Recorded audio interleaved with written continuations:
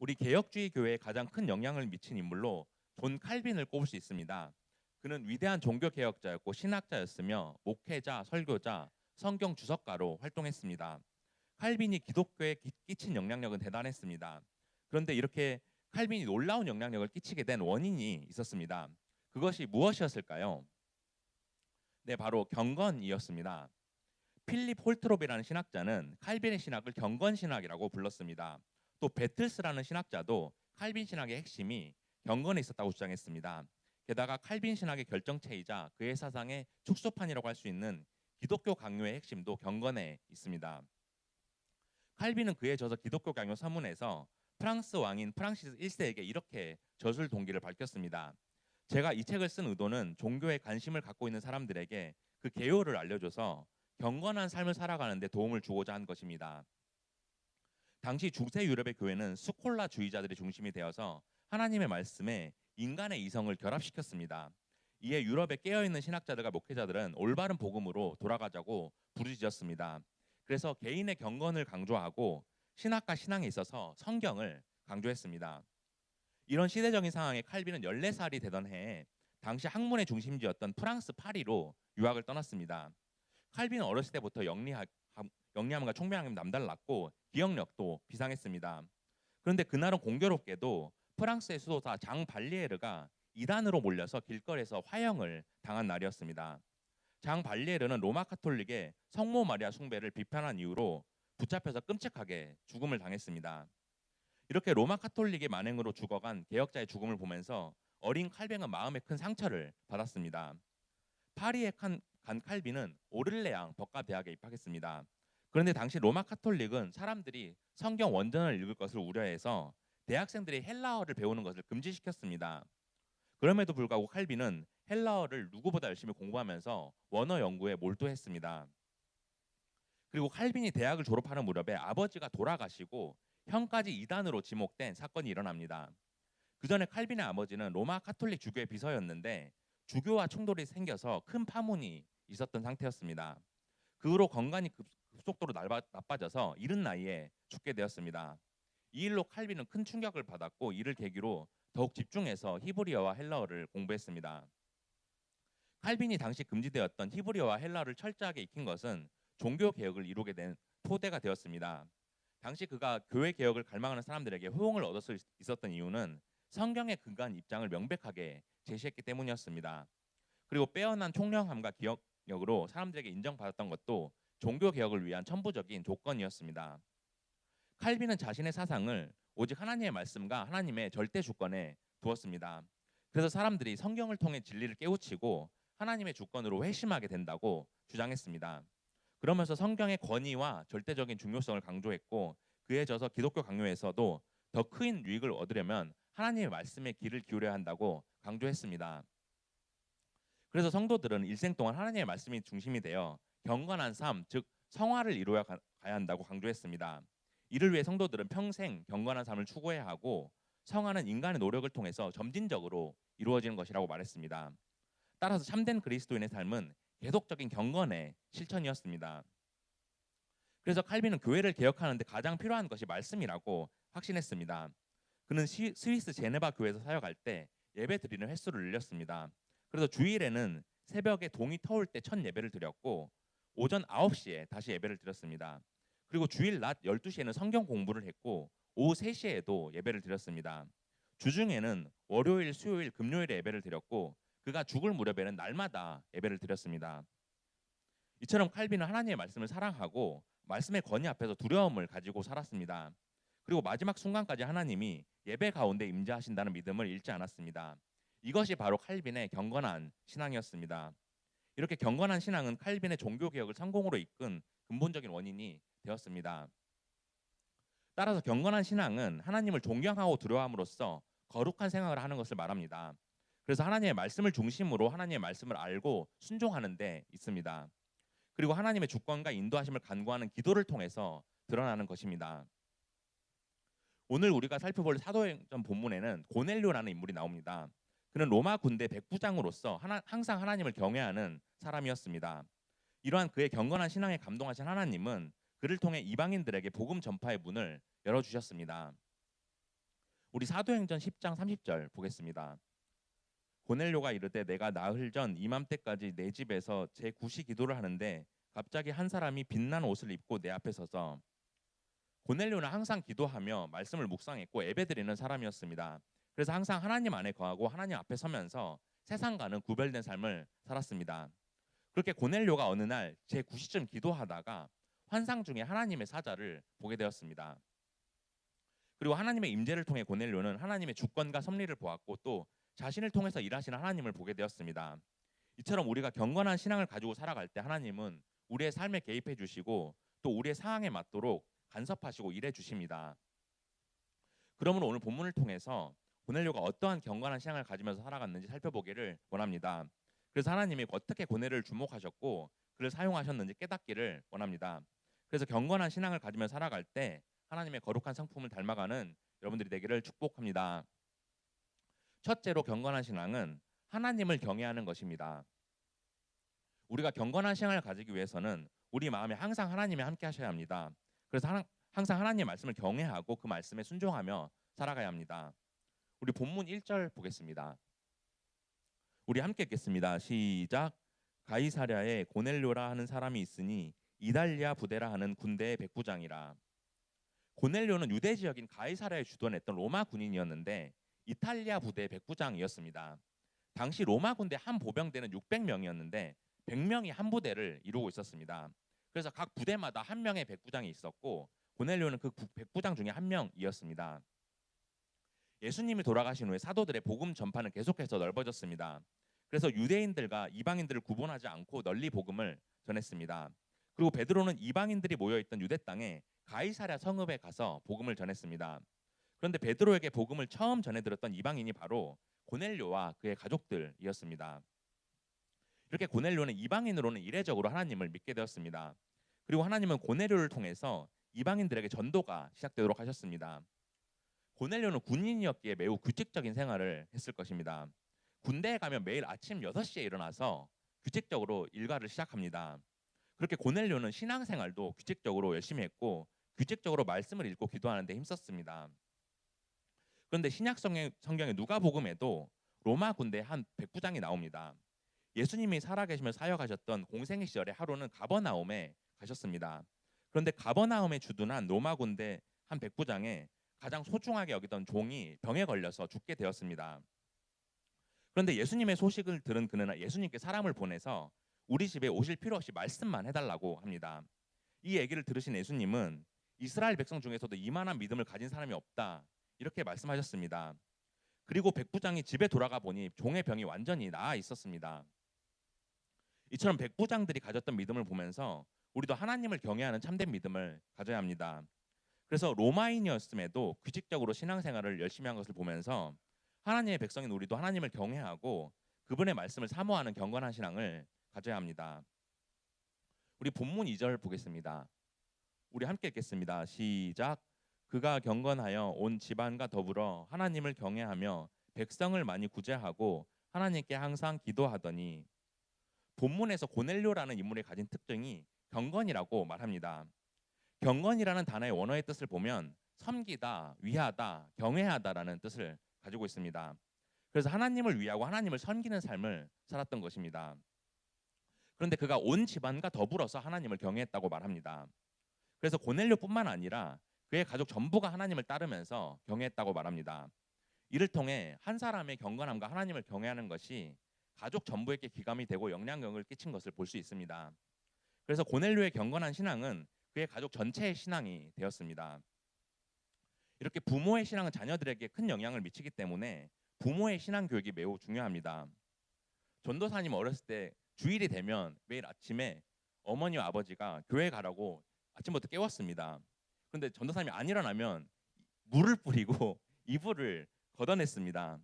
그래서 주일 아침마다 어머니가 전도사님이 좋아하는 계란 토스트를 부쳐주시면서 교회 가라고 해서 먹고 또 교회 가는 버스를 탔습니다. 요즘 Z세대들의 교회에 대한 생각과 신앙관에 대해 한국 기독교 사회문제연구원에서 조사를 했습니다. Z세대는 1990년대 중후반부터 2000년대 중반까지 태어난 세대를 의미합니다. 그런데 교회를 처음 나오게 된 시기가 모태신앙이 56%로 제일 많았고 신앙생활에 가장 영향을 많이 준 사람도 어머니가 44%로 1위를 차지했습니다. 이처럼 신앙을 가지는데 부모님의 영향이 매우 큰 것을 우리가 알 수 있습니다. 그리고 교회 활동 중에서 신앙 성장에 가장 도움이 되는 것이 무엇인지 조사를 했습니다. 여기에 대한 항목으로 예배와 설교, 친구들과 교제, 수련회, 소그룹 성경 공부 이렇게 네 가지 항목으로 순위를 매겼습니다. 그런데 무엇이 1위를 차지했을까요? 예배와 설교, 친구들과 교제, 수련회, 소그룹 성경 공부 이렇게 여기 중에 뭐가 1위를 차지했을 것 같습니까? 수련회, 예. 아니면 친구들과 교제가 1위를 차지했을 것 같죠. 근데 뜻밖에도 1위는 친구들과 교제가 아니라 예배와 설교가 1위를 차지했습니다. 목회자들도 친구들과 교제를 1위로 예상했습니다. 그런데 예상 밖의 결과로 예배와 설교가 35%로 1위를 차지했습니다. 이렇게 크리스천 Z세대는 예상보다 훨씬 예배와 설교를 중요시하고 있음을 볼 수 있습니다. 게다가 현장 예배와 온라인 예배 중에 선호한 유형에 대한 질문도 있었습니다. 그런데 Z세대는 온라인 예배보다 오프라인 예배를 훨씬 더 선호하는 것으로 나타났습니다. 이는 코로나 팬데믹을 거치면서 오프라인 예배에 대한 중요성을 강하게 느꼈을 것으로 추측됩니다. 그들은 학교 수업도 온라인으로 듣는 경험을 했기에 오프라인 수업과 오프라인 모임에 대해서 더 강하게 선호하게 된 것입니다. 오늘 본문의 고넬료가 살던 초대교회 당시에도 예배를 드리기 위해서는 그 지역에 있는 회당에 모두 모였습니다. 그리고 회당의 예배 순서 중에서 성경 말씀을 낭독하는 시간이 있었고 또 기도하는 시간도 있었습니다. 그렇게 고넬료와 그의 가족들 모두 함께 회당에 나아가서 함께 하나님께 예배를 드린 것입니다. 그러므로 우리가 하나님을 중심으로 사는 경건한 신앙을 가지기 위해서 무엇보다 예배가 가장 중요하다는 사실을 깨닫기 원합니다.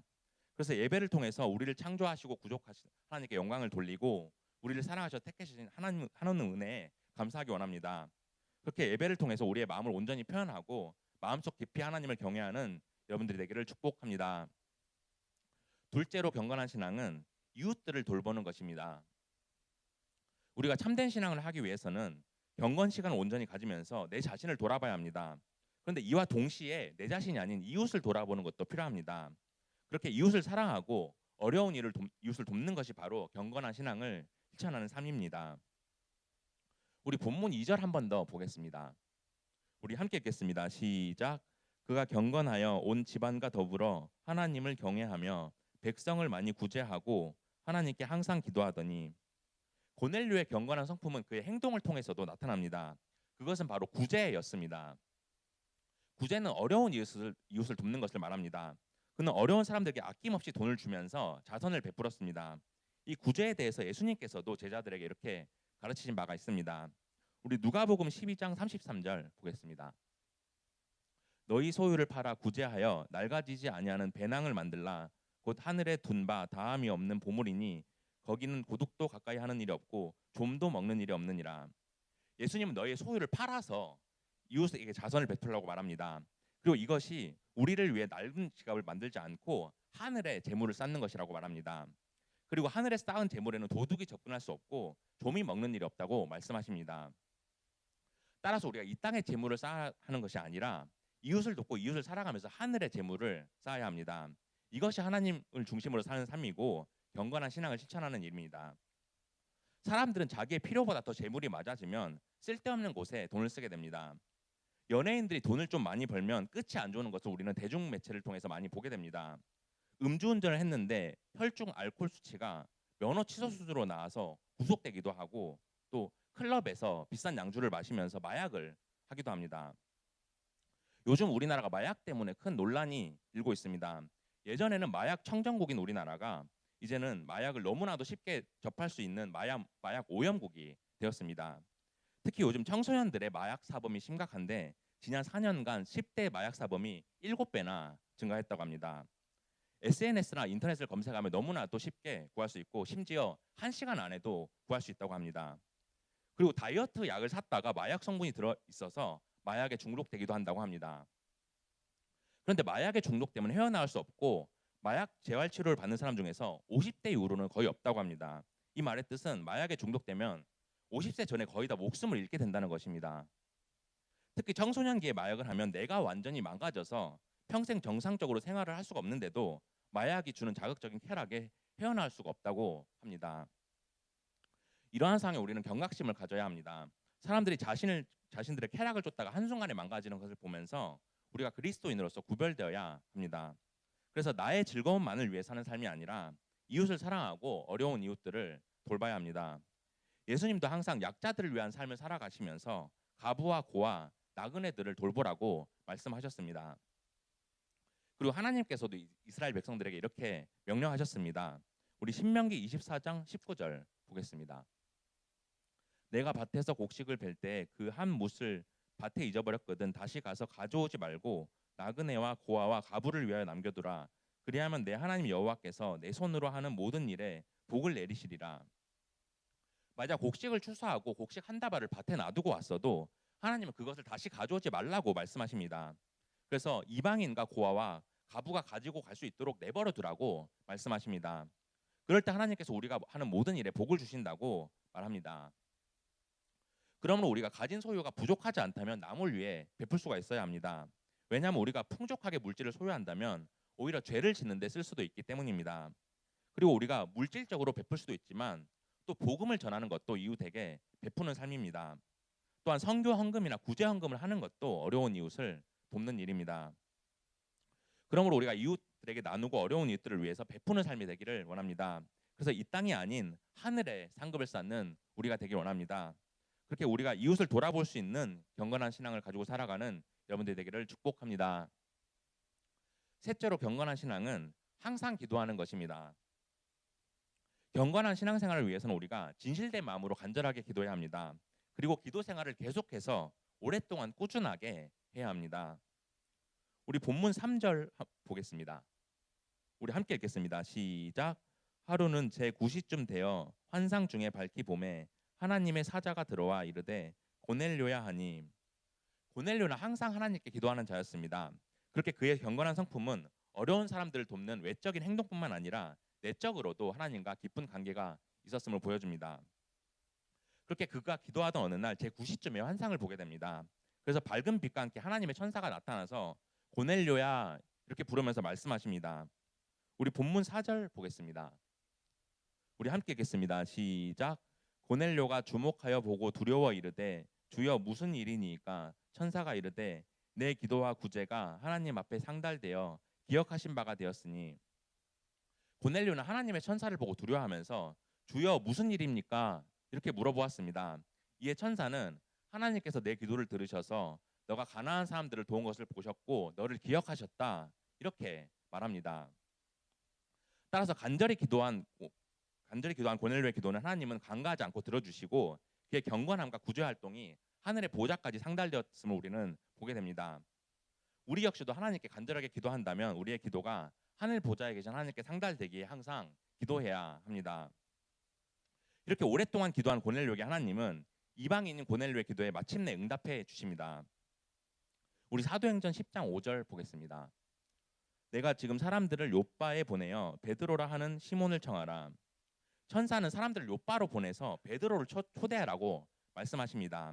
이에 고넬료는 자신의 부하 병사 1명과 하인 2명을 베드로에게 보냅니다. 베드로는 그들에게 있었던 일을 듣고서 그날 밤에 자신의 집에서 묵게 하고 이튿날 그들과 함께 가이사랴로 향합니다. 본래 유대인들은 이방인들을 상대도 조차 하지 않았습니다. 그럼에도 불구하고 가이사랴에 있는 고넬료의 집에 도착한 베드로는 그곳에 모인 이방인들에게 복음을 전합니다. 그래서 하나님을 경외하고 의롭게 행동하는 사람은 이방인이든 유대인들은 그 누구든지 기쁘게 받아주신다고 말합니다. 그리고 예수님이 십자가에서 죽으시고 부활하신 그 사실을 말하면서 그를 믿는 자마다 예수님의 이름으로 제사함을 받는다고 말합니다. 이렇게 베드로의 설교를 들은 고넬료와 그의 가족들 그리고 그 자리에 모인 모든 사람들에게 성령님이 임하게 됩니다. 이 장면을 본 베드로의 일행들은 이방인들에게 성령님이 임하는 것을 보고 깜짝 놀랍니다. 그리고 그들은 세례를 받았고 이렇게 경건한 고넬료를 통해서 이방 선교의 문이 활짝 열리게 됩니다.